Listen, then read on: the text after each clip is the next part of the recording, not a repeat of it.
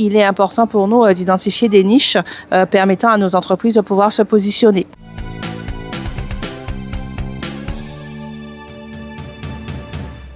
Alors effectivement, c'est une première. Ce sont les prémices d'une collaboration et c'est une opportunité donc qui s'est dessinée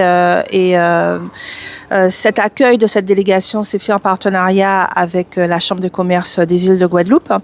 Mais c'est surtout que cela s'inscrit en fait dans une stratégie de coopération régionale qui est soutenue par la collectivité et qui vise à établir des liens avec des territoires avec lesquels elle n'a pas de relation de coopération véritablement nourrie. Et Curaçao nous paraissait être un acteur assez essentiel pour de multiples raisons. La première raison, c'est que c'est un PTOM, donc ils ont un statut européen un petit peu particulier, qui n'est pas le statut de RUP, mais avec lesquels on peut établir des relations un petit peu privilégiées. Le deuxième, c'est qu'ils sont dans une dynamique de développement de tourisme assez actif et dans notre stratégie de coopération régionale, le tourisme multidestination commence à être véritablement un sujet sur lequel nous travaillons. Donc, pouvoir élargir le champ de nos partenaires pour offrir en fait des produits touristiques de qualité à nos concitoyens guadeloupéens, ça peut être intéressant s'ils veulent partir là-bas ou bien évidemment permettre aux ressortissants de Curaçao de pouvoir venir en Guadeloupe. Et puis, enfin, on est aussi quand même dans une dynamique d'internationalisation de nos entreprises. Donc, la collectivité régionale pilote le schéma régional de développement économique et d'internationalisation et d'innovation. Et il est important pour nous d'identifier des niches permettant à nos entreprises de pouvoir se positionner. Nous accueillons une croisière business donc, du pays Curaçao qui nous ont sollicité il y a à peu près 6 mois pour pouvoir venir faire une étape ici et rencontrer des chefs d'entreprise et se renseigner sur les opportunités d'affaires de la Guadeloupe. Donc nous, on est ravis de les accueillir parce que justement, on a envie de créer un pont avec la Caraïbe et nos voisins qui sont un peu plus éloignés. On a l'habitude de travailler main dans la main avec la Dominique et Sainte-Lucie, mais c'est vrai que Curaçao, c'est une destination qui est aussi intéressante pour nous. Donc l'idée, c'était de pouvoir avoir de l'information, de la donnée sur les opportunités d'affaires chez eux et de pouvoir également leur montrer les possibilités de commercer avec la Guadeloupe. Donc on a accueilli aujourd'hui une délégation de 24 personnes avec des représentants du ministère de l'économie, avec certaines agences publiques et des chefs d'entreprise qui sont venus pitcher leurs produits et voir comment ils pourraient créer des ponts avec les Guadeloupéens. C'est un intérêt économique, bien évidemment.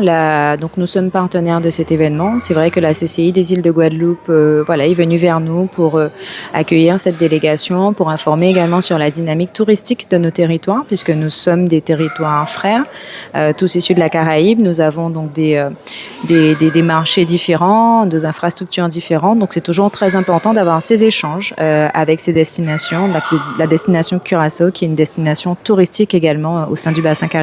Oui, bien sûr. Depuis quelques années, il y a un énorme travail qui se fait en termes de promotion, de diversification des marchés, de modernisation aussi des infrastructures, de renouvellement de l'offre touristique. Donc c'est vrai que d'amélioration de la qualité aussi de l'offre de services. Donc on a une dynamique aujourd'hui qui est lancée. On est un territoire qui est attractif. Donc les chiffres le montrent, que ce soit en termes de fréquentation aérienne ou de fréquentation maritime, donc via les navires de croisière. Mais nous sommes une destination dynamique et attractive. Alors oui, effectivement, l'objectif, ce serait de pouvoir créer une relation durable. Donc là, c'est une première pierre à l'édifice. On n'avait pas l'habitude de recevoir effectivement des entreprises de Curaçao. Donc là, ils sont venus. L'idée, après, ça va être de garder du lien avec eux, de pouvoir faire un suivi de cet événement-là et possiblement préparer d'abord en amont les entreprises pour qu'elles puissent avoir effectivement un marché qui soit bien travaillé et après, organiser une mission de prospection à Curaçao pour aller, nous aussi, nous confronter au marché local. Donc là, on est dans une dynamique partenariale qui se veut gagnante-gagnante, c'est-à-dire que bien évidemment, c'est accueillir la délégation de Curaçao, mais nous espérons fortement que nous pourrons partir là-bas, permettre à nos entreprises aussi d'identifier les marchés sur lesquels ils pourraient se positionner et les rendez-vous B2B qui ont lieu tout à l'heure seront assez porteurs en la matière. Et puis, initier aussi des projets de coopération peut-être de plus grande envergure. Donc, il y a eu la présentation du programme Interreg Caraïbes qui est l'outil financier majeur acteurs que la collectivité active véritablement pour déployer des projets de coopération dans la région. Nous en sommes l'autorité de gestion. Donc, il s'agissait vraiment de dresser un panorama relativement vaste, étendu sur les opportunités qui sont les nôtres et sur les pistes de collaboration que nous pourrons déployer avec Curaçao. Au-delà du tourisme, il y a la question de l'innovation qui se porte, qui a été posée. Il y a la question aussi de notre participation en tant que membre associé dans certaines organisations d'intégration régionale dans la zone. Donc, il y a de belles perspectives.